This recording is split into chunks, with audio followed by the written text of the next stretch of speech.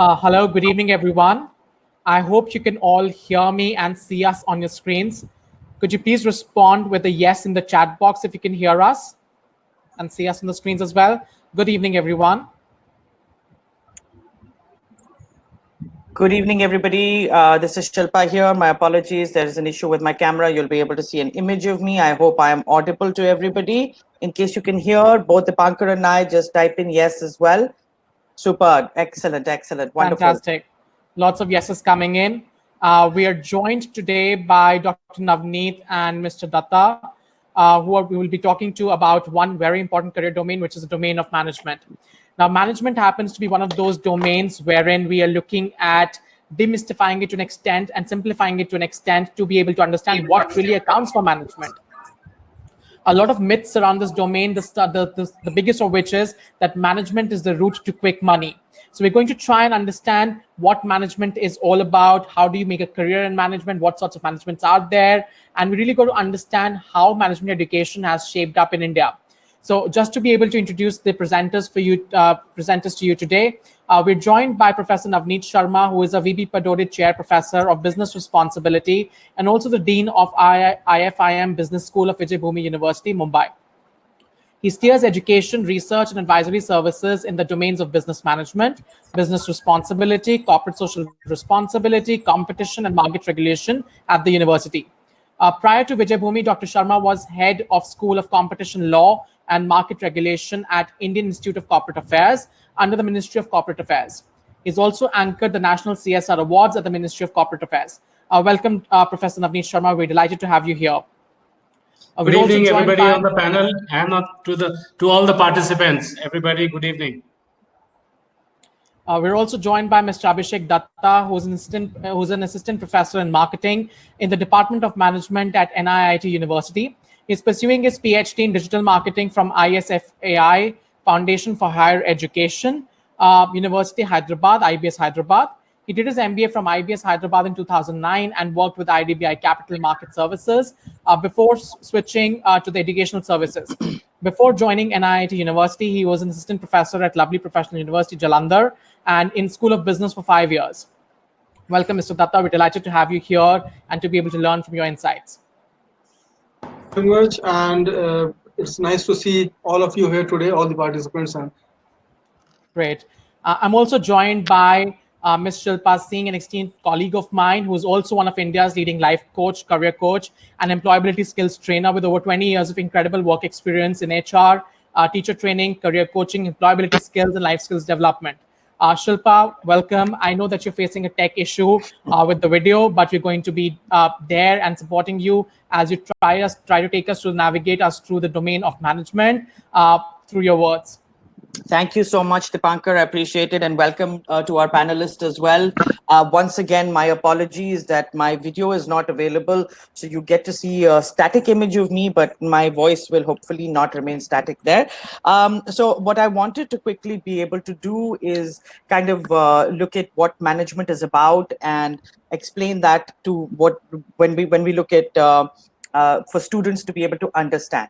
So when we look at management at the base sense of it, हमारे पास बहुत सारा information आ जाता है on actually BBA का क्या मतलब है, BMS का क्या मतलब है, management में होता क्या है. So management, what does it teach you? In essence, any course in management teaches you how to run an organization.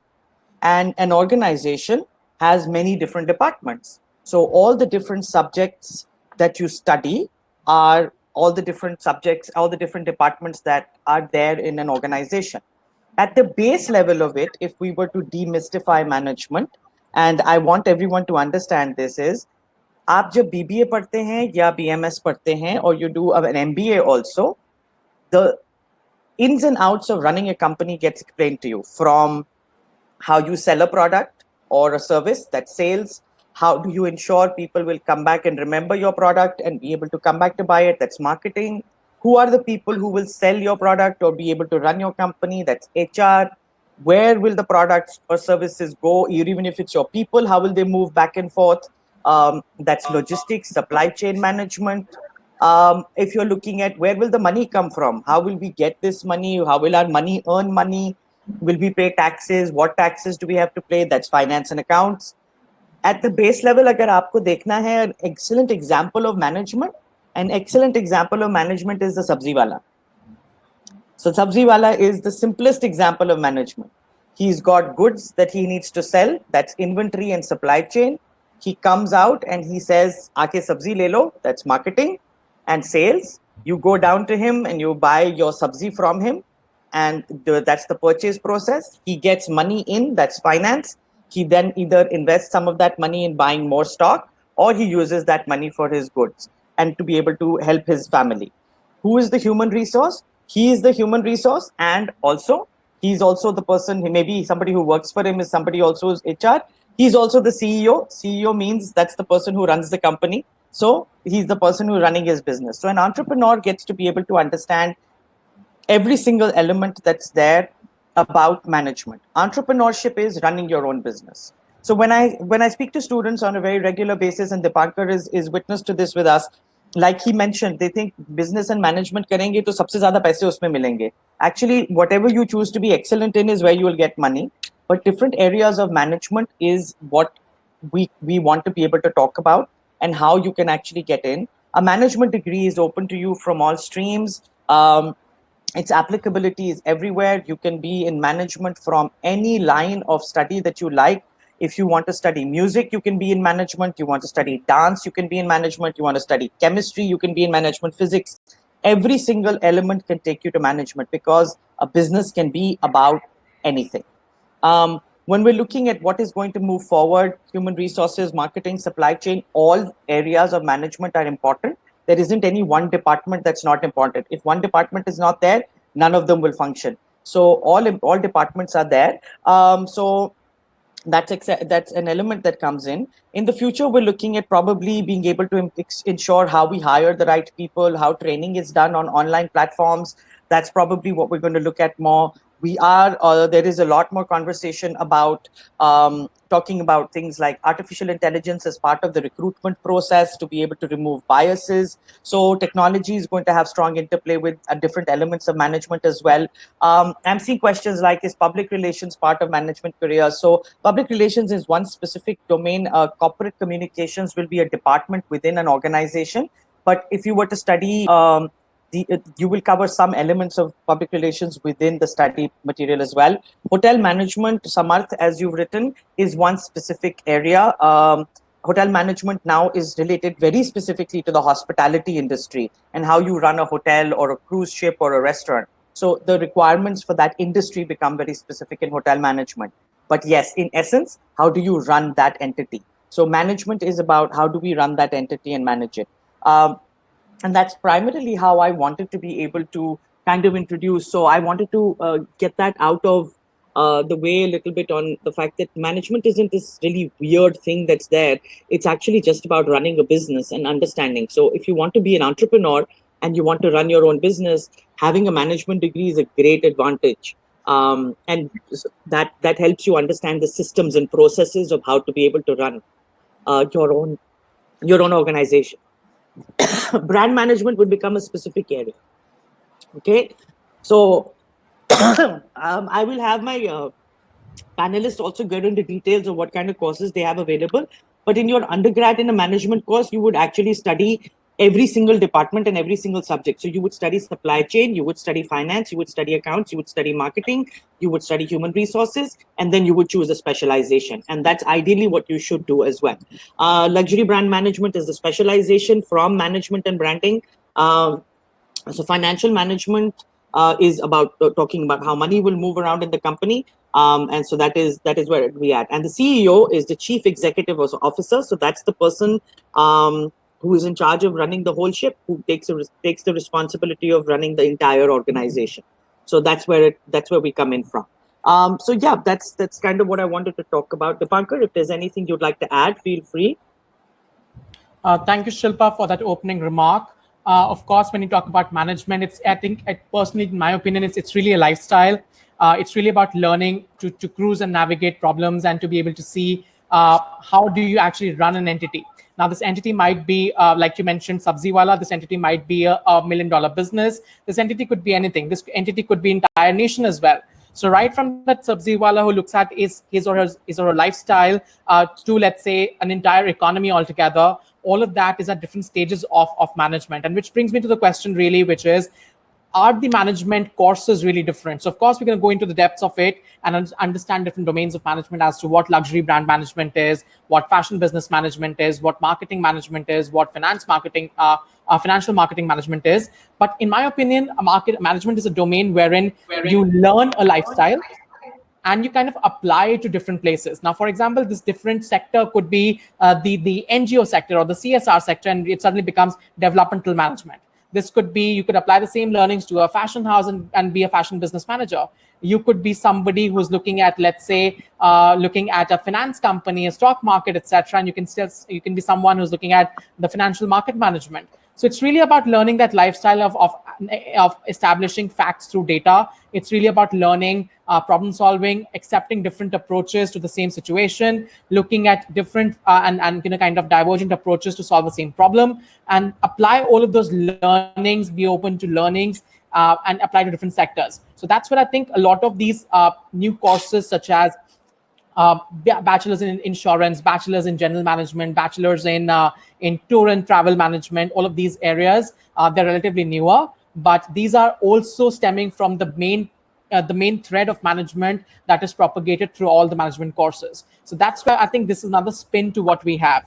And of course, management is one of those domains wherein to be able to enter the domain, you don't need crazy high percentages. So if I'm a student in class 12th, I don't need to kind of pressurize myself into getting those 98s or 99s because I understand that there's always an option of looking at entrance examinations. And right from universities which take in students-based entrances to interviews to GDs, it's more about 3 or 4 things that we're again going to discuss at the later stage of time in this discussion, which are communication skills. They want to be able to evaluate how you communicate. They want to be able to evaluate how you solve problems. What's your logical pattern of thinking? All of these elements are being tested in entrance examinations, and thus I don't need to push myself into a crazy pressure of securing a 98, 99 marks in the board exams, because all the options open to me in management, they're open through entrance examinations as well.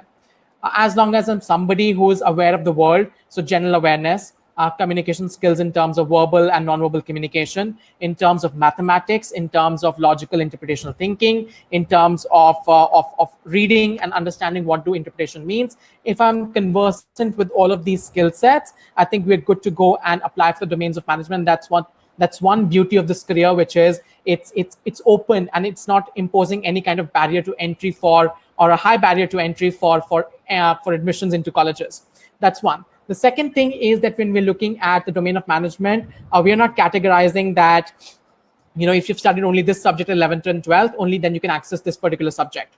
You could be somebody who says, for example, that I could be a humanities student, I could be a commerce student, I could be a sciences student, I could have done PCB or PCM, I could have commerce with maths, without maths, I could have a play of humanities subjects and still make it to a management college, because that offers me the diversity, that offers me the flexibility to experiment with my career. And that's, I think, more in a sense of what I appreciate about management is the openness with which it kinds of invites student in. Your comment, Shilpa? Yeah, most certainly. Absolutely right, Dipankar. The fact that as an HR person, when I sit down to do an interview of somebody to be able to see if I can hire them for a client or for an organization, what you're looking at, as you mentioned, is a wide variety of skill sets. Yes, of course, if there is domain knowledge from a particular industry, it helps, but necessary nahi hai. You can be from any segment, because a business can be about anything. And your management degree is what's going to help you. Analytical skills, being able to look at problem solving, being able to connect with people. All of these are very critical elements when I look at hiring people as well. So all of those aspects come into play most certainly. So I've seen questions about what stream do we need to be able to take. So any stream you can take in to be able to pursue a management degree. Should you be doing a BBA degree or an MBA degree? Which is better or worse? Actually, the thing is, there's a simple element there. You can do a BBA degree, but I would urge, and an MBA degree as well, if you want to be able to grow. And I would urge everybody to not pick a specialization yet. So don't start off saying HR padhenge, supply chain padhenge, ya marketing padhenge, and go in for a very specialized area. It's a good idea to be able to study generalized things, generalized aspect, and be able to do that. Anushka, we'll come to your question specifically about cruise management. So as we're going forward, travel and tourism, and I'll just quickly answer this for you. Cruise management is a very interesting area because you get to travel a lot, and it's very akin to hotel management. But with the current scenario that's there in the world, we're looking at travel and tourism as an industry that's going to probably take a hit over the next 18 to 24 months. So it would be a good idea to think very carefully about pursuing this as a career at this stage. Bansheen, in order to be a CEO, you have to start at the bottom first and actually be able to build specialization and expertise in one area, and then you grow to become the CEO. So no, unless you start your own company, then you can call yourself managing director, Lord Emperor, whatever you like. But the CEO of a larger organization, you have to start at the bottom and you work your way to the top. So you start as a management trainee and then you rise to the top once you've gained experience as you go forward. Okay. All right, so Dipankar, I hope we've been able to cover some of the things that we wanted to share with students at this stage. And let's go ahead and speak to our esteemed panelists to be able to help us get more insight. So, yeah, go ahead. Absolutely. Thank you so much, Shilpa, for that comment. When we're talking about admissions, I think it's very important for us to be able to understand what are some of the key things that admissions committees look for in potential management student. So for example, we're looking at a particular career and kind of 3 or 4 things that we cannot do without in that particular career. So what are those few things that as admission officers, as people interviewing other students, as university people who are designing these admission processes as well to an extent, what is it that you guys look at while admitting potential management students into your colleges? Professor Datta, I'll start with you and then I'll come to Dr. Navneet. Thank you. Since we are talking here about what would a university or a college look into a potential MBA candidate, see, there are 2 aspects to it. One is, what does the company asks, or what the company wants from a person who wants to join an organization. And if we extract the information from there, we will have some precursors, and at the same time, we will have something as an organization or as an institution to add on. Like, for example, one of the most important factor that any institute or university would look into a student's learnability. Is the student willing to learn? Is the student has the hunger to improve and achieve?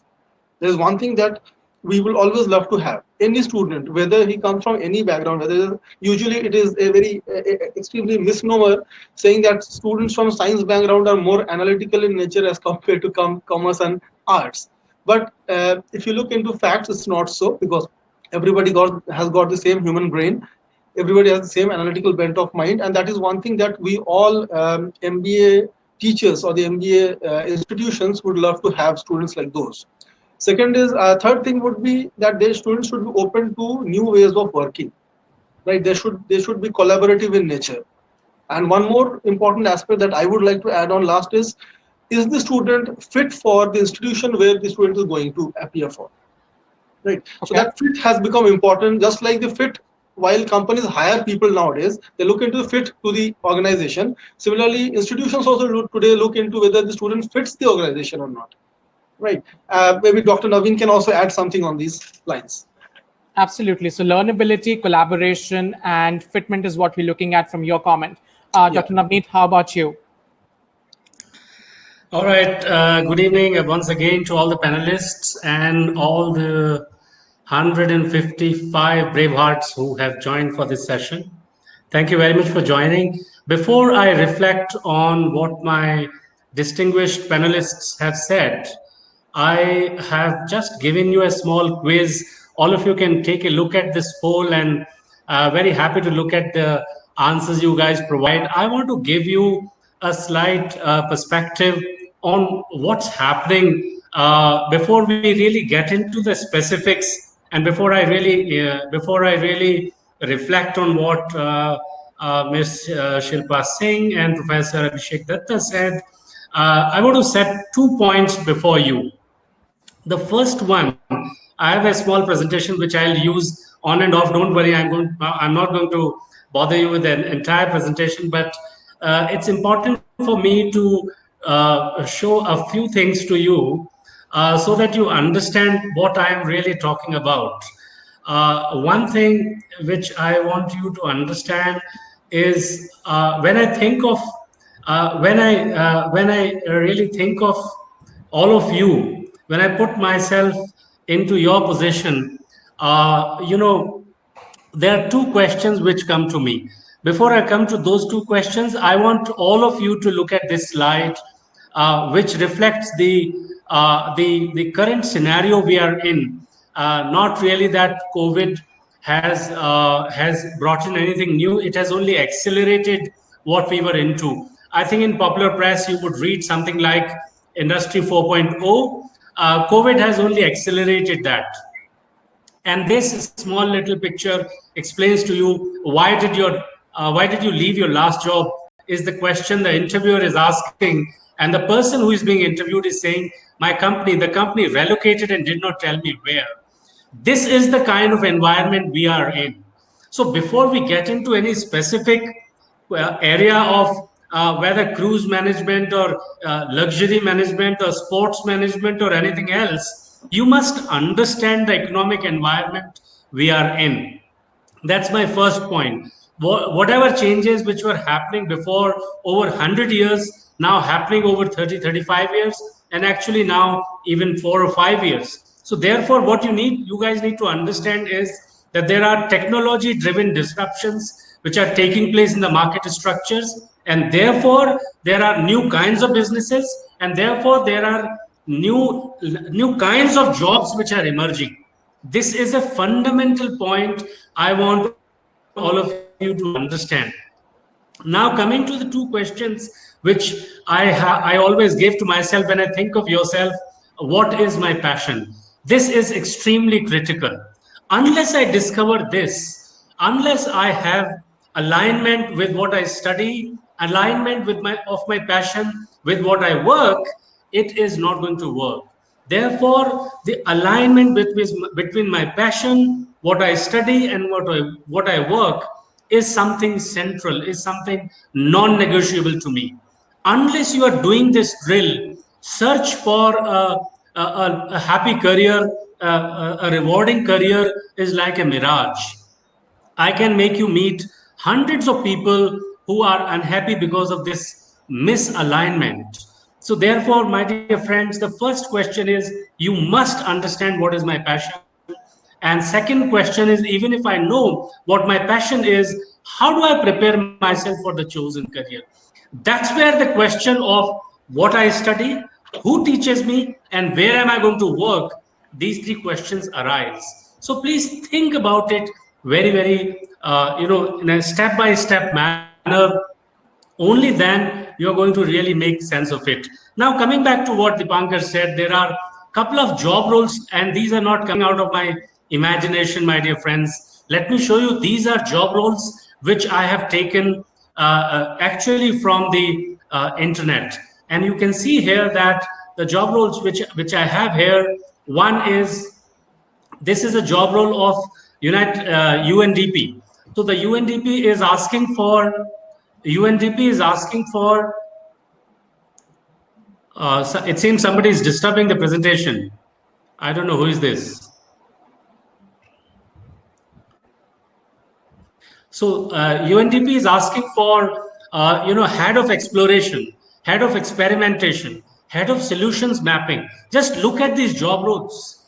Look at these job roles. Here is somebody called Global Consulting wanting to recruit new minds to assist psychologists or the consultant in order to really counsel their clients on the future of their roles. Look at this. There is somebody in London who is wanting to recruit somebody young for podcast marketing, a very, very specialized role within the marketing, where you are required to be responsible for growing the podcast channel. You are responsible to be researching and getting high profile guests, promoting the podcast. There are new kinds of jobs such as compliance manager, CSR executive, certified fraud risk executive. There are absolutely new kinds of jobs which are emerging on the horizon. So therefore, two questions for you to consider. Number one, the economic environment we are getting into, and what will happen. What will happen when you graduate in 2023? And the second point is, in 2023, you're likely to be somewhere of the age 21 to 23, and after that you will have a career of about 50 years or so. In 50 years, will you be having one single career, or will you be having 4 or 5 different careers? That's a question I want you to pose. And let me take a look at the poll, and I can see that maximum people are good at speaking, some people are good at writing, some people in music, a lot of people are good at convincing others and understanding self. But before I stop here and hand over to Dipankar, please reflect in the chat box how many of you thought about discovering yourself before coming to this session. And I would be keeping an eye on the chat box. Over to you, Dipankar. Thank you so much, Dr. Navneet. That was quite insightful session. In terms of the kind of skills that you kind of posed and the kind of questions that you asked, I think introspection is very critical to management. And the more you understand yourself, the more you understand the people around you, the better manager you get. That's the sense that I get out of it. So I think people skills is what you're wanting to be add to the list that we're looking at. So what together two of you said was learnability is one of the most important skills. Collaboration is the second close one. We're looking at fitment, and we're also learning at excellent communication, introspection, and personal skill set. So that's really important from a management perspective, which begs to the next question, which is, in terms of these were all softer sides of the skills, in terms of the critical skills for success in management. So what are those few success traits that a manager must need to have? And more important question is, how are they developed at a business school? Because let's face it, professional business schools are much different in their aura, in their organization, and then the way that they teach from typical universities. So how are these successful traits measured and kind of developed at business schools? Should I start? Absolutely. Yes, please. Before answering this, I have something that I would like to put forward. Bloomberg did a small survey in the year 2017, and they reported few critical skill set that an MBA should have. Like, for example, they said that leadership skills, analytical or strategic thinking, communication skills, creative problem solving. So these are certain things which are very obvious, and these are things that any MBA student should be having when they complete their journey in the as an MBA. Now, the problem that has happened since 2008 is that the 2008 downturn, the economic downturn that happened, started off in USA, questioned a lot of management education. A lot of management students were questioned that the way the MBA colleges or MBA universities or MBA institutes are training their students, they are not considering the larger understanding of the things around them, the environmental concern. The only purpose of all MBA student has become to create or generate profits for the organization, the large organization, which should not be the case. So then comes in the new formats of MBA, where though they are MBAs, but they have a different set of mind, set of thinking. That is the reason when you see the new type of job profiles, we have CSR executives. That means there are people who would think from that perspective, and they would learn and use that for the development of the nation as well as the people around them. Now, as you said that, what would they look into? Now, if you look into the understanding of why an MBA is hired by an organization, so there are certain things which any organization would love to have. First, a person who can solve the problems, because running an organization on an operational day-to-day basis is one thing which on a standard operating procedure everybody can handle. But when a problem arises, who is the one who can take the initiative and give a solution for those, right? So that creative problem solving ability of a person is important.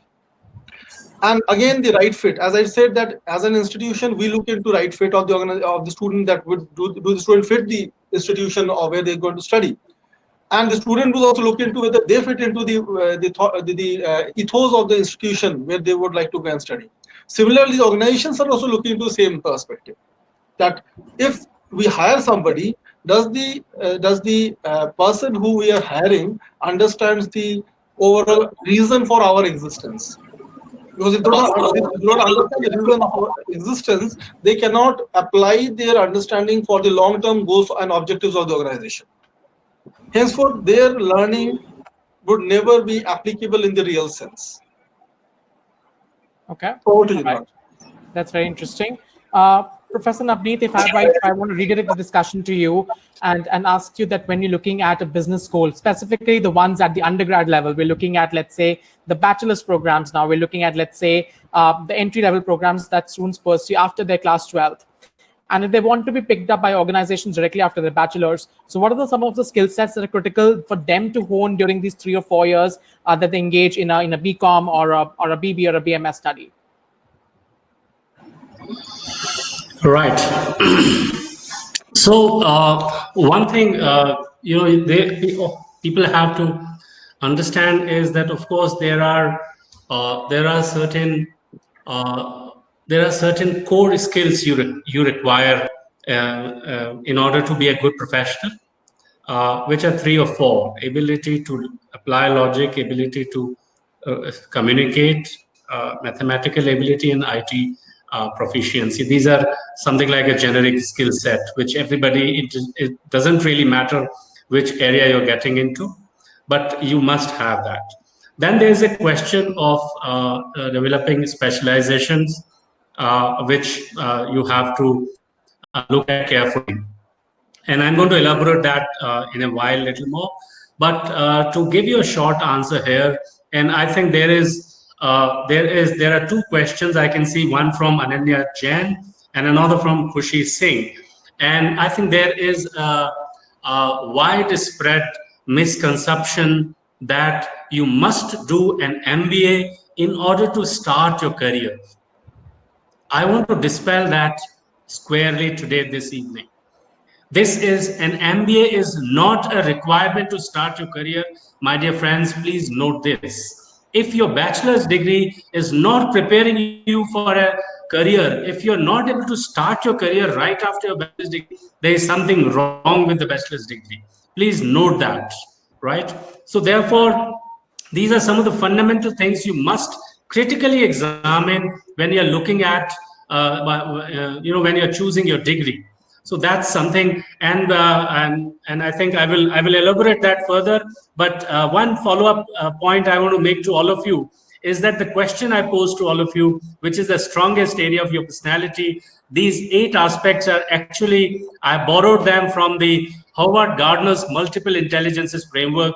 Howard Gardner is a professor at the Harvard University, and he has given this framework of multiple intelligences. And my dear friends, you need to understand that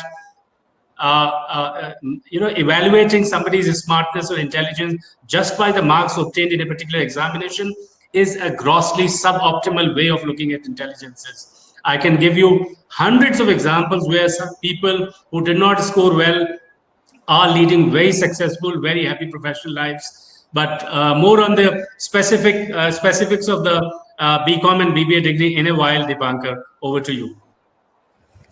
Thank you so much. All right, so let's look at another question. And before I jump onto that, Shilpa, what is your perspective here?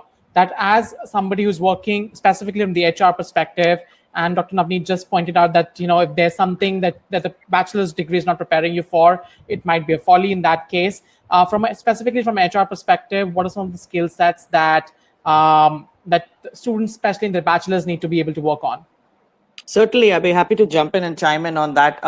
For sure, analytical thinking, the ability to connect the dots, problem solving, the ability to actually have a wide variety in terms of their exposure. So, and that will kind of lead into the next question that we have. So internships that they've done during their graduation degree, the industry exposure that they've gotten, how much do they understand about what's happening in the world or even in a particular industry or segment. That is all going to be important to me as an HR person when I look at an interview situation.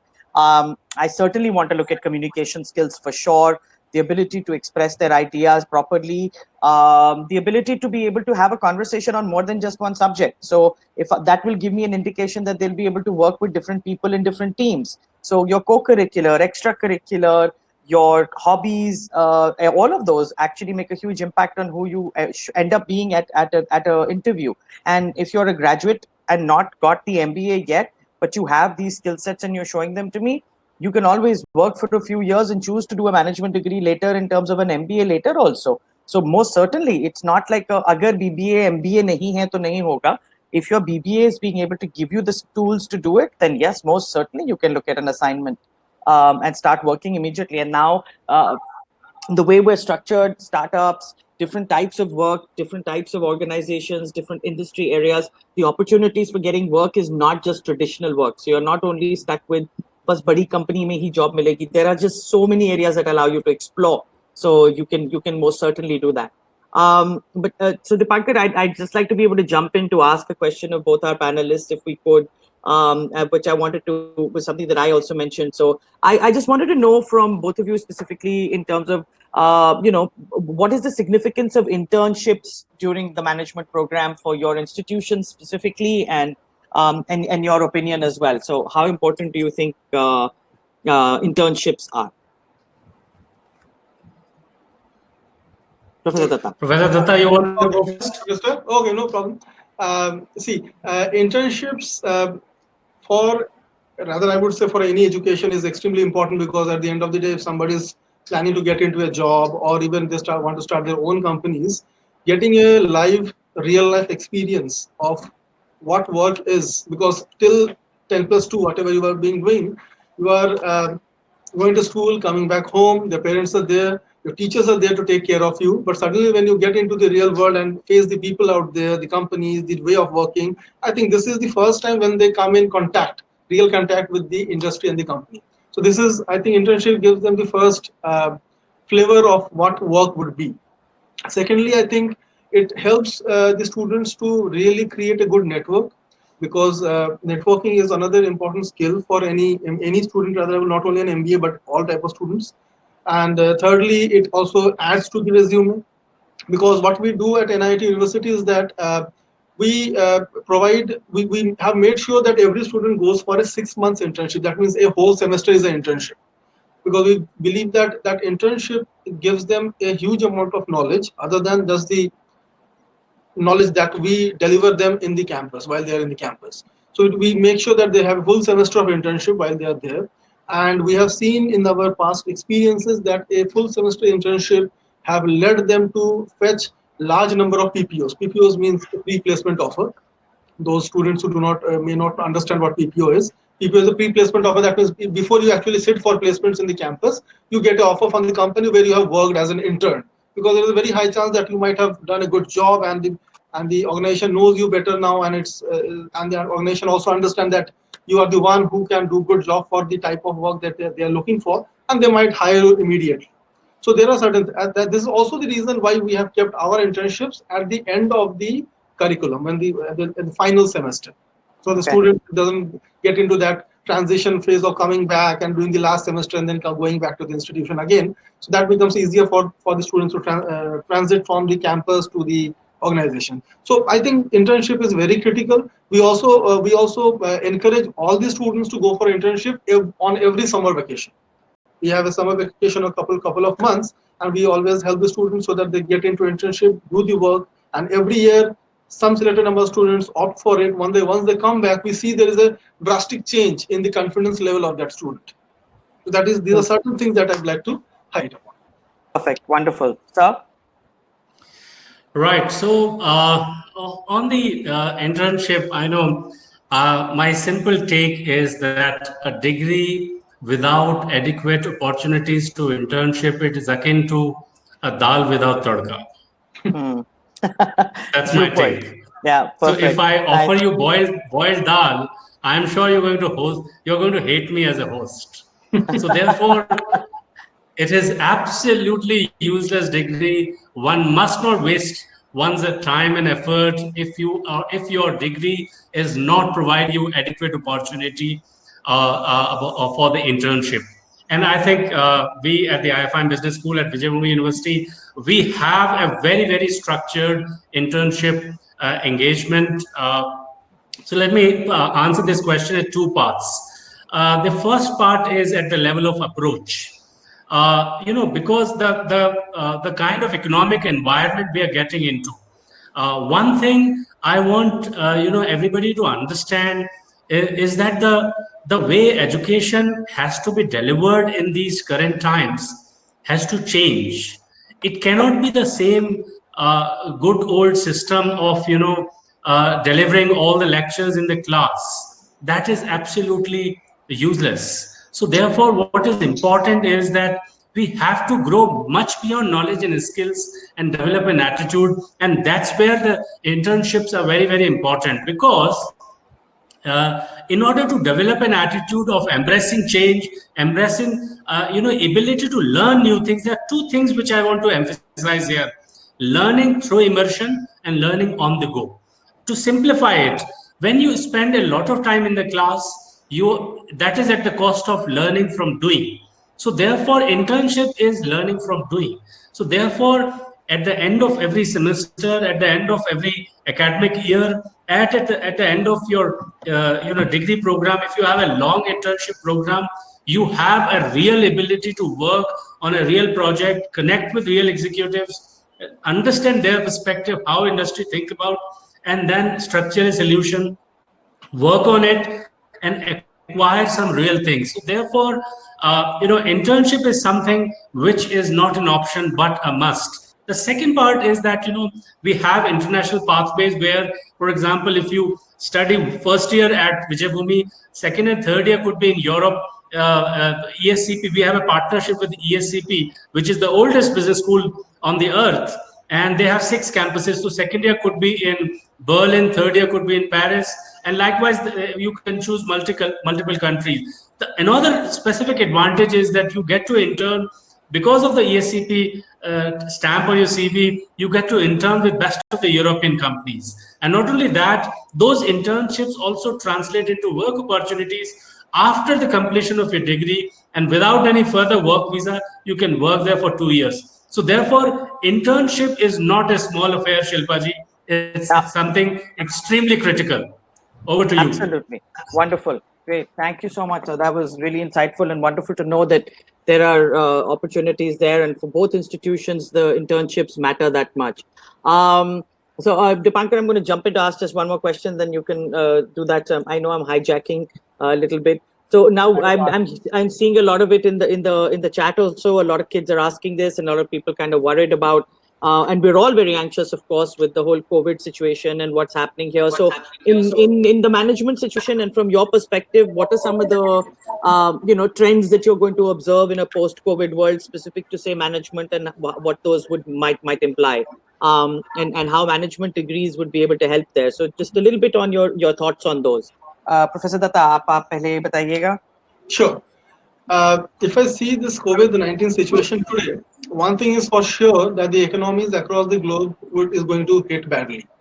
So there is no denial on that, right? So there is the fact in front of us, and we'll all have to face that. At the same time, but I see as an management academician that as we all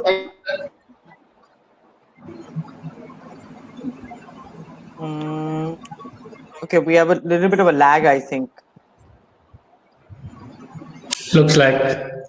Yeah. Okay. I don't know when this COVID-19 situation would ease out, relax, and people would be getting back to the normal way of life as we used to know it earlier.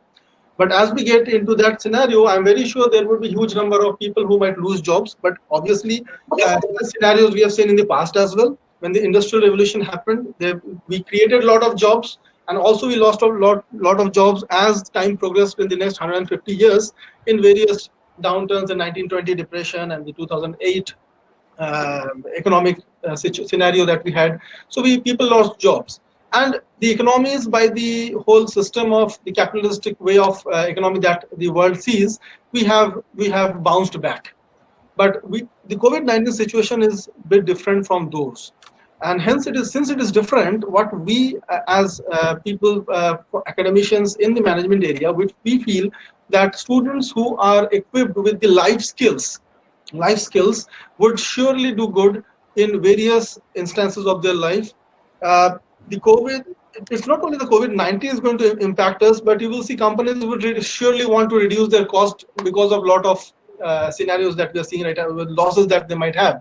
So they Right. might embrace AI, they might embrace robotics instead of real human being to do the job. But interestingly, they can do a lot of job, but they cannot actually do things which are related to soft skill of a human being, which a human can only do. The robots still do not have the capability to do. Henceforth, I believe that accountancy, yes, it's important. We should learn as a part of our curriculum, but that should not drive what we are. And we should not say, we should not be proud in saying that I'm an MBA in accounts or just in marketing, because that is something maybe an artificial intelligence system in the next 5 years may be able to do. Right. I being an MBA should be able to do something beyond that. And that is what the MBA colleges or universities have to transform themselves into, so that the students they get put into the industry can think from that perspective and can play that role of changing the world again after the COVID-19 scenario. So there is an opportunity and there are troubles, obviously. Wonderful. Great. So, All right. So answer to your question, Shilpaji, what is the value of a business management degree or management degree? My answer is that, I want to give you a small analogy which I borrowed from my father. And my father is a milkaholic. I repeat, he's a milkaholic. okay. So everything in his life surrounds around milk. And he has a self-appointed theory that if you have good quality milk, there are 100 usage of the high quality milk you can really do. Okay. So therefore, you can make a good cup of tea, you can make a good cup of coffee, kheer, and there are n number of sweets, and there are n number of usage you can think of high quality milk. A good management degree is akin to high quality milk, which will open unlimited number of doors for you. So therefore, Wonderful. this is an evergreen degree. This is not going to fade away, let me tell you, because the fundamental ability to think, the fundamental ability to solve problems, the fundamental ability to structure new ventures, reach out to new markets, generate profit is going to be forever. Sectors will change, new areas will come in, artificial intelligence will come in, but the fundamental brightness of the degree is not going to fade away. That's one thing. On the artificial intelligence, I want to give the young friends a little bit of a light time. I know we are talking, all the old people are talking, except Dipankar, I think, or rest of us are not really that young as the audience is. Let me tell you, I want to ask the audience in the chat box, please answer my question. What is the wildest thing you consider artificial intelligence can do? Let me tell you my answer, it can write your love letters to your girlfriends. Let me tell you that. This is something artificial intelligence is capable of doing. But I want to do what is your imagination of artificial intelligence's reach. But to answer your question, Shilpaji, the brightness of BBA degree, a BMS degree, or a BCom degree, these are like Hira Sada ke liye. Over to you. Brilliant. Thank you very much. That gives me hope as well. So still employable. Good after my management degrees. So that's a good thing. Acha hai. I'm feeling a little bit better as well. Dipankar, I think you also had some questions that you wanted to be able to highlight. Aap dekhiye. I do, but before I jump on to any of them, I do want to take a minute of your time, Shilpa, and ask you to elaborate on the comparisons between BCom, BBA, and BMS. That's a very popular question in the chat box. A lot of students have been asking that. So if you could take a minute to be able to discuss about BBA versus BCom versus BMS. All right, brilliant. I'll be more than happy to do that. So when it comes to the BBA and the BMS piece, let's put one thing to rest here. There will be very minor changes or differences in the syllabus and the syllabi. So it's basically tomato. It's nomenclature more than anything, I think. And so it's not, some institutes will call it a bachelor's of management studies, some will call them a bachelor of business administration. दोनों चीजें आपको एक ही चीज पढ़ा रही हैं. Minor differences will be there in syllabus, but ऐसा major कोई syllabi change नहीं हो रहा है. So BBA, BMS, same thing. तो आप उसको tomato बोलें, वही चीज है. BCom will have a little bit more of a focus when it comes to the commerce side of it. So when you're looking at the commerce element of it, and it will give you some insight into management, but you will have a higher focus on accounts, and that will be the focus area with the BCom. The BCom, the BBA, and the BMS are all elements that can be used at the base level to go forward and do a management degree and an MBA level. You can use it as a base to do law, mass communication, teaching, civil services. So all three can stay as a base in at your to go to your post graduation as well. Okay. And so I see a question saying what degree focuses on communications. Actually, communication skills, all degrees will focus on, because they're going to be critical for them to be able to do that. And that is the more element there. So I see. I hope I was able to answer questions for people that were there. Both of you have, if I missed anything or said, missed out on any of those, have I covered what I needed to in that one? Mr. Datta, have I covered what I needed to with the differences and the similarities? Yeah, it's good. I just could see one interesting question popping up. Yeah. I don't know whether we have time to handle that, because there's a student, she's Sania, I think. She's asking that would post-COVID-19, the job security would be affected, right? Because I think there's a lot of students who come with this idea that job security is a very important aspect when they choose a job, right? And I just wanted to, if I can, talk for 2 minutes on that. Sure. Okay, thank you. See, all students who could listen to me right now, never ever choose a job because the job is secure, because there is no job on this earth which you can call as a secure job, right? Agreed. Every job has its own positives and negatives, and we should always choose a job or a work based upon what we like to do. If you like to do, you will have 100 options to choose from. But we do not like to do something, and you choose something because you think that is more stable. I won't say there is something which is absolutely constant, which you think is more stable as your based upon your perception is more stable, and you choose that because you think that would give you a more stable life. I'm very sure that down the line you are going to get bored, and with today's generation, from where you are, you people get bored much faster than what we used to get. So that is one thing that I would like to talk about. Thank you. Oh, wonderful. So much. Thank you. Yeah, great input. Yes.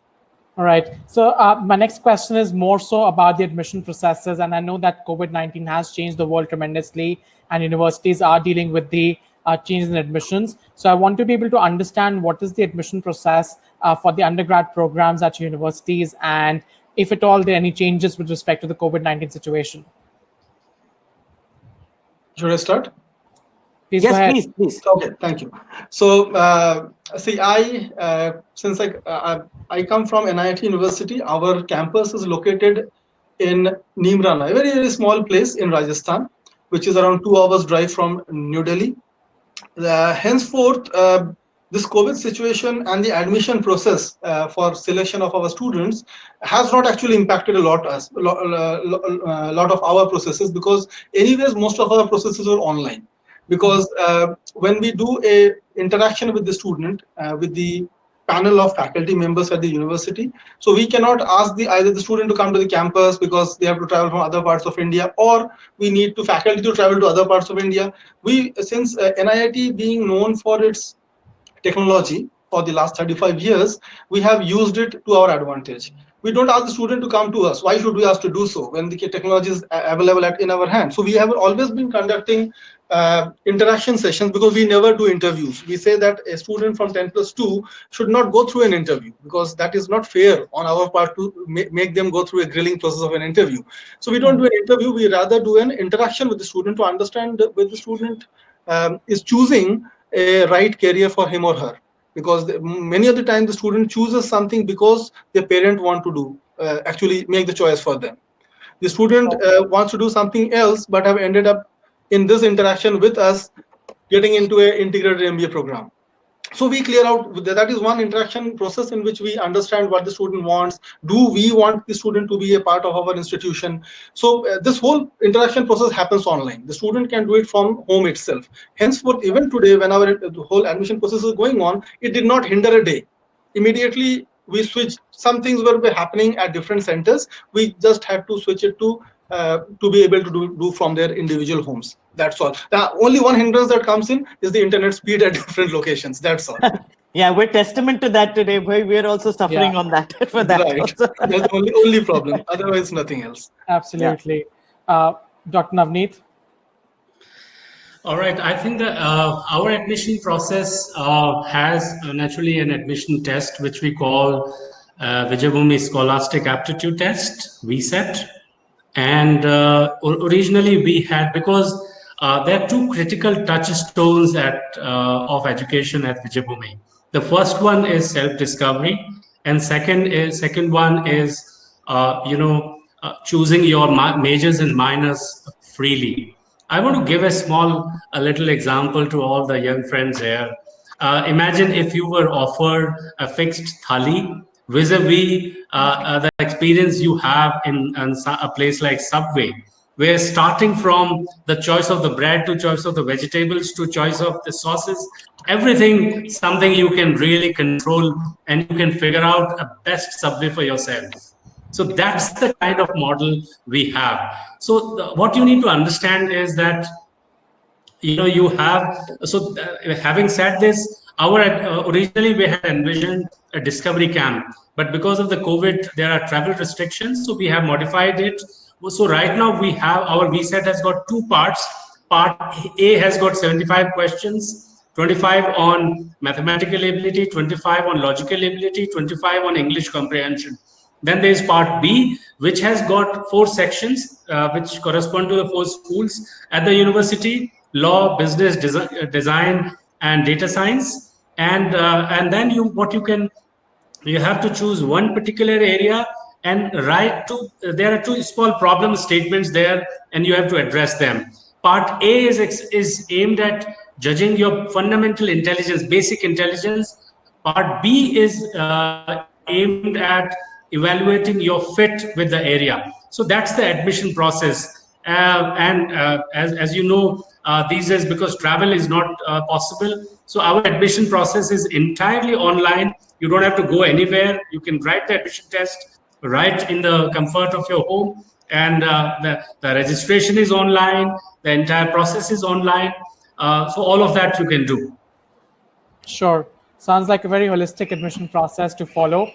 Which brings me to my next question. When we're talking about admissions, one very important factor to consider is the fact that will this particular program of management be worth it? And I know from experience that management is a domain wherein the interaction between industry and academia needs to be constant, because industry changes every single day, and academia kind of needs to follow it and kind of be in a situation where the latest trends of the industry are being brought to the students directly in class. So how do, in your respective universities, bridge the gap between industry and academia? So Professor Dutta, I'll start with you, and then I'll move to Dr. Navneet. So it's a wonderful question. Being a part of NIIT University, what I have observed, that NIIT NIIT has been a corporate, so they have been working in a different fashion altogether. And since they started a university, the whole industry academia interface we didn't have to build up. It was already there at the first place. Secondly, NIT being a very old player in the industry, we had the privilege of having those connect already at place. So because just for the sake of example, I will put it across that though the integrated MBA which we are offering for 10+2 students have started only 2 years back in 2018, we have been running industry-linked programs, MBA program, for the last 9 years. And interestingly, we have been doing it with ICICI Bank, Bank of Maharashtra, Federal Bank, WNS, and many more. Now, what are these? These are all industry-based, industry-linked programs where the selection of the student happens along with the company. And so the company has a trust on us that what are we teaching them is industry relevant and would make them day one productive. Henceforth, as soon as the selection process is done, the student studies here at our campus for 1 year. And yes, one thing that these are not 10+2 students, they're all students people who have worked at least for 3 to 4 years in different organizations. So we have been running that program for the last 9 years. Now they come in, they have 1 year of full-time campus, they'll stay in the campus and study, and then they go for a 1 year of internship with the organization where the company pays them something. Now, that way, the whole program of 2 years is something which looks like a 50% of study, or rather I would say not 50, 60% of study and 40% of internship or work, right? So that is the reason the industries have also trusted us a lot because they believe that we listen to them and incorporate their ideas into our curriculum, and at the same time it benefits the students. Great. Dr. Navneet, how about you? So let me present to you, of course, that the question you have asked, how we take care of the industry interaction. And I want to answer that question in the context of the liberal curriculum architecture, which we are championing, and we proudly claim that we are the first liberal professional university in the country. And when I say that, what I mean is that application of the liberal curriculum in professional disciplines, perhaps we are the first ones to have piloted this. Let me attempt to show you how, and then I will answer, in this context, I will answer you the industry interface as well. Sure. When a student lands in our university in the first year, they are offered L0 courses, which are 8 baskets. You have to choose a minimum of 2 courses. The net result of L0 courses is self-discovery. At the L1 and L2 level, you have specializations across the areas. So a lot of traditional specializations and a lot of new age specializations, such as business responsibility, forensics, and so on and so forth, artificial intelligence, data science, etc. So what happens now? So the industry interface, on the left column, you can see there are some terms written like RI, PAP, SIP, IIP, etc. These are all industry integration, practice courses. Let me give you one example.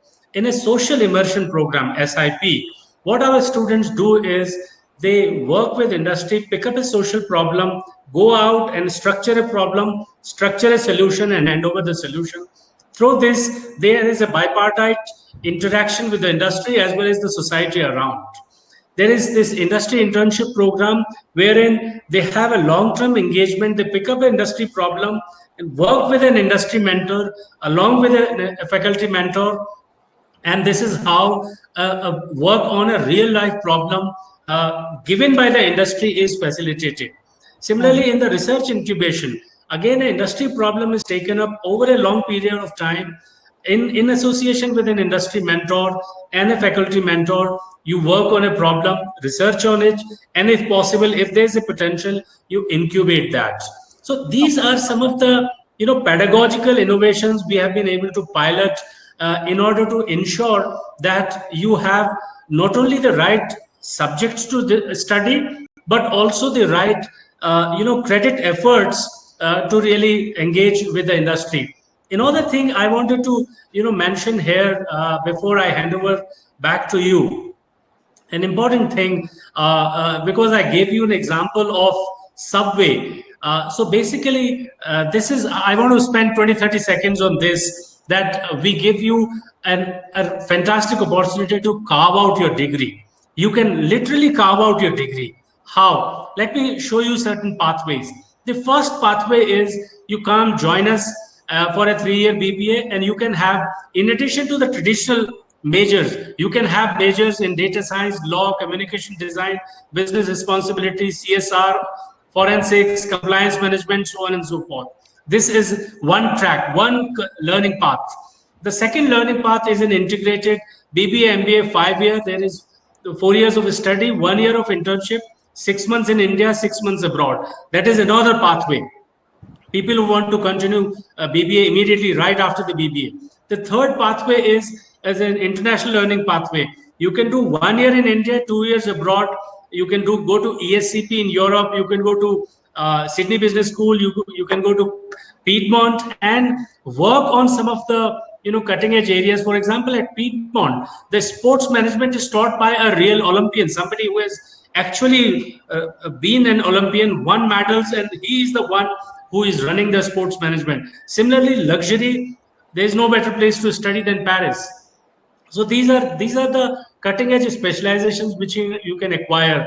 Thirdly, BBA with LLB. What I want to tell you is that what you study, who teaches you, and how you integrate your studies with your industry. This is an essential tripod which cannot be divorced with each other.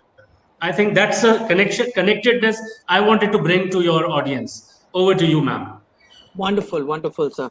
Thank you. That's great. We're getting a little bit more information also, and we got some input on the kind of differences that are there and what's there in your programs. Dipankar, did you want to be able to chime in on any part of the questions that you think that have also come in from for the So- panelists? So a lot of questions have been pouring in, and a few of them particularly stand out in terms of entrepreneurial pursuits. So entrepreneurship, of course, happens to be one separate domain of work, and it's something which a lot of students are enthralled by as well. And entrepreneurship of recently has picked up in a lot of colleges, and specifically in the business programs. So it's become more of a central curricular kind of change into the management process. So I wanted to be able to ask a question, which is, if, for example, a student wants to become an entrepreneur, or if there's general sense of interest in terms of entrepreneurship. So how those entrepreneurial abilities to be open a startup, or those entrepreneurial abilities to take initiatives to further build on something that you're kind of passionate for. So how do business programs, specifically at those universities that you're representing, they build those entrepreneurial abilities?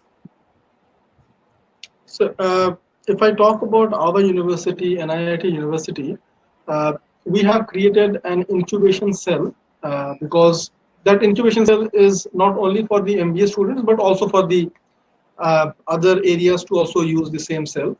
And as soon as a student comes up with an idea, because the integrated MBA program, as far as the specializations are concerned, we have data analytics, we have fintech and banking, we have communications, and we also have a specialization on entrepreneurship. The only reason is after running the executive MBA program for around 9 years now, we have found out that a lot of our students have left jobs and started their own ventures. A lot of our BTech students, as soon as they left the campus, obviously they got a job opportunity, but then left the opportunities within a year or so, and they started their own businesses.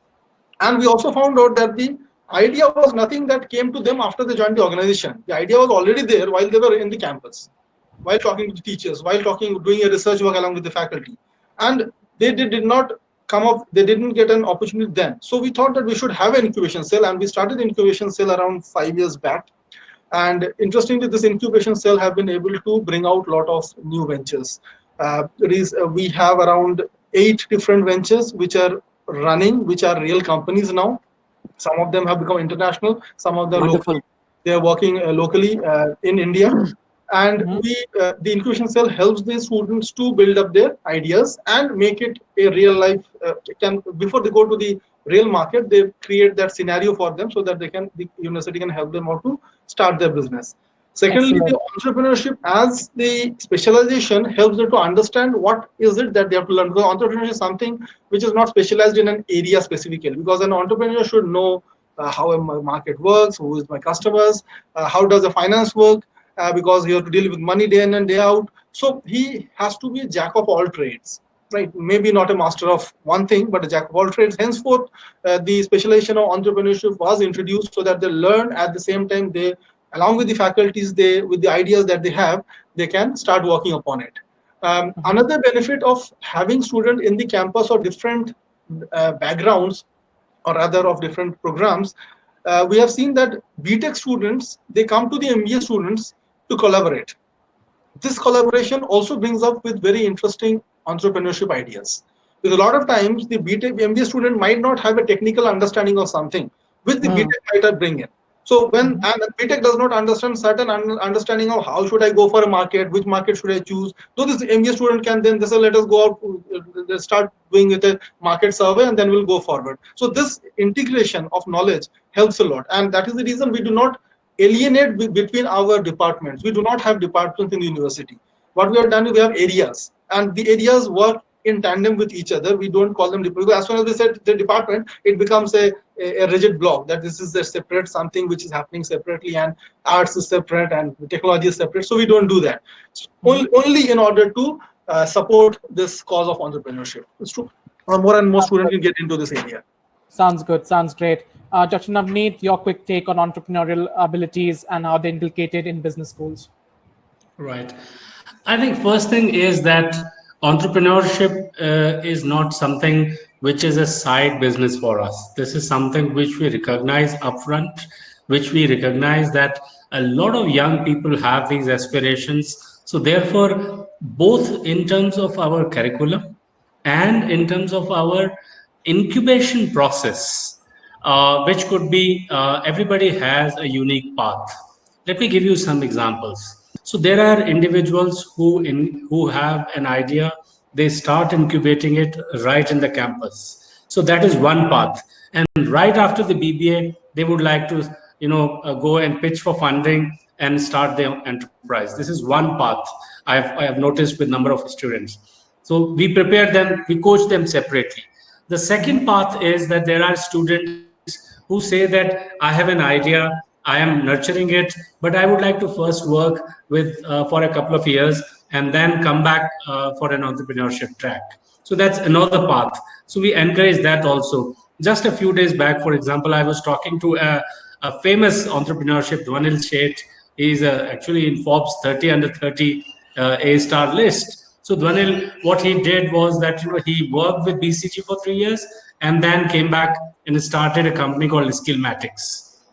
So when it comes to entrepreneurship, what is critical is that you understand the temperament of a person and then accordingly coach the person. So there is a lot of intimate engagement of the faculty, of the ecosystem which we have, of the seniors, of the industry mentors, and this is how the entire enterprise of entrepreneurship is really nurtured. And we have a very successful track record of having incubated a number of enterprises both in Bangalore and here. Thank you. Excellent, excellent. And then this brings me to my last question, and that's something which is in everybody's mind. Before in India, for example, when we look at certain things like college, the first question that many students and parents ask is, what after this? Kaise type ki jobs milengi? What are the placement scenarios like? And that's where the real catch is, right? Because entrepreneurs are rare. I mean, it takes a great deal of nerve to become an entrepreneur, but a lot of people are after jobs. So what are the quick rubrics in terms of placements at your respective universities, and how do you actually engage on that front? Okay. As far as the placements are concerned, the university has its own division which takes care of the internships as well as the placements of the students. So as soon as the student is about to complete the program, that means, because as I said, the last semester the student goes for a full 6 months internship. So once that is over, this division, the CIC we call it, Center of Industry Connect. So they become active and they will make sure that the companies are to be brought into the campus, and the placement sessions would happen in the way that usually happens in most colleges and universities. Okay. The only difference that happens is that a lot of companies offer PPOs because we send them for the internship prior to completion of the program, in the last semester of the program. That is one opportunity for the students. Secondly, the students, the companies which come for the placements, because if I talk about the integrated MBA program, as I already said that it started in 2018, so the first batch is yet to complete its whole curriculum. So obviously there is no statistics on which I can talk about, but yes, if I talk about our other MBA programs, which are all executive MBA programs, though they are all industry linked, that means the whole batch is consumed by one particular company, right? And henceforth, I should not be talking about that because those packages are pretty high, and that should not reflect, or that does not reflect anything what an integrated MBA would be getting, right? Because the integrated MBA student is a 10+2 student and is a fresher. Absolutely, they would study for 4 years because it's a 4-year program, and then they will get a integrated MBA degree. So henceforth, the only thing that I would like to emphasize upon is the industry connect, because because obviously every parent would love this child to get a job once they complete their degree from a university or a college. Henceforth, we say that the number of companies which visit our campus is the only thing that we should talk about, because whether a student gets into a job is a collaborative effort between the faculties and the student. So there's an effort that goes in from both the ends, which makes the student get into a company. So that is what I would talk about the whole placement process. It's not very complex, very straightforward and simple, and that is what we do. Wonderful, wonderful. Sir? Right. So, see, in terms of career avenues, of course, these are hard questions which a student want to know, their parents want to know. So we have to give them a very, very clear answer. See, in terms of packages, so there are two parts to my answer. The first one is the package part. What is the estimated kind of package you can expect? My estimation is that depending on your competence level, your communication skills, your other certifications you have earned during the degree, taking into account all of this, from my experience, I can say that anywhere between 5 to 10 lakhs as a starting point is something which students have been getting. So that's something I can very confidently say. Now, second question is, where do they go? Where are they consumed? Right? What are the kind of job roles they are consumed? So Mhm. on that, let me show you these are the kind of career avenues which BBA graduates can expect. So there are companies who select management trainees for fast track progression. So number of them go for that track. There are people who are hired as social media executive. There are people, all the big fours, the KPMGs, PwC, and EYs of this world. They hire data analysts. There, and then there is an entire about I think about I mean last year about 15,000 crore rupees was spent on corporate social responsibility by multiple companies. And there are at least 100 companies which are big ones.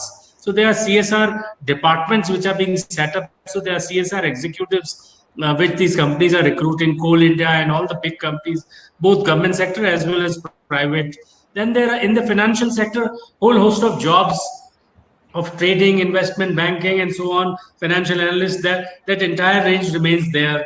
And then, of course, the entrepreneurship track remains there. But so that's about the BBA track. The second about the BCom track, I want to say that we have a different focus or specialization there. So people who do BBA, they can combine it with chartered accountancy, company secretary, or data science, artificial intelligence, forensics. Those are the kind of things. So with that, with the help of those, they can look forward to careers such as audit executive, forensic service executive, audit accounts manager, certified fraud risk assessor. These are the kind of jobs which people are getting because of this. And I think that's what I can say in terms of the kind of opportunities and the kind of money people can expect after these degrees. I hope that answers the question squarely. Yeah, That does wonderful, indeed. Thank you wonderful. so much. Shilpa, any closing remarks from you? So just to be able to let everyone know who is still online that management as a profession and as a degree is something that's always going to be needed, and it is probably one of the areas that is the most flexible when it comes to adapting to change, because organizations are the ones who drive change and adapt to changes in industry. So apart from the technical elements that the degree teaches you, it's very important to be able to develop your communication skills, your ability to connect the dots, your analytical skills, and management institutes and programs, including the ones that we have with our two various team panelists and their universities, offer opportunities to be able to get industry exposure, to get information, and to connect with industry and grow. So that's something that's a huge advantage as opposed to when I did my MBA, BBA. So that's a really massive improvement and change that happens. And the importance of being connected to industry and preparation is what's important as well. So that would be my 2 cents that get added in. Yeah. Wonderful. I think that summarizes the conversation today in a very different perspective of what we were thinking about management. So thank you, Shilpa, and thank you, Dr. Navneet, and thank you, Dr. There Datta. are two questions. If we can answer two questions, I can see one by Jia and one by Rabjot, and they're very precise questions. Sure. I think let's answer those two questions. So Jia has asked about the international pathway. How does it work? That's a precise question she has asked. Let me answer that question in 10 seconds. At least how I will give you just one example that how it works. So you can study 1 year in India at Vijayabhumi, and second and third year you can choose two countries. So here are the options ESCP offers you. The second year could be in Madrid, Paris, or Turin, and third year could be Berlin and Paris. And the kind of subjects they offer is also very, very unique. You can have modules around management, economics, or law. You can have modules around liberal arts and humanities, modules around personal skills and modules, and then, of course, collaborative projects and internship. So that's the question to first answer. And the second answer to the question, we have a very unique credit bound fee basically. So it's like for people who are from Maharashtra, it is 6,500 rupees per credit. There is no overall fee as such. So per credit, the more you study, the more you pay. The less you study, the less you pay basically. That's the system we have. For people who are coming from out of Maharashtra, for them the credit fee is 8,500. But of course, there are number of scholarships also. Just to answer two very precise questions, over to you. Thank you so much for doing that. We've been trying a level best to answer all the questions that have been pouring in, but like I said, they have been pouring in constantly, which kind of gets us to the point that management is an extremely popular domain with students. We've tried to answer all of those questions, but in case we have missed a question or two, students, please feel free to write to us at hello@mindler.com, and our very credible team will be able to respond to those questions that are asked by you. I thank you, all the esteemed panelists. I thank Shilpa, Dr. Datta, and Dr. Navneet for spending time with us this evening and giving us insights into management. I thank all of you who've been online on or before time. Appreciate the time that you've been putting in. Thank you, Mindler team, for supporting us in this webinar, and hope to see you all soon with another session, another career to demystify, another career to understand. Have a great rest of the evening. Please take care. Bye-bye. And all of us hope, let's all hope that the COVID-19 world after the post-COVID era is a lot better than the one we're in right now. Take care, everyone. All the very best. Thank you very much. Thank you. Stay safe. Thank you. Stay safe. Thank you for your inputs. Thank you so much. Bye-bye, everyone. Bye. Bye.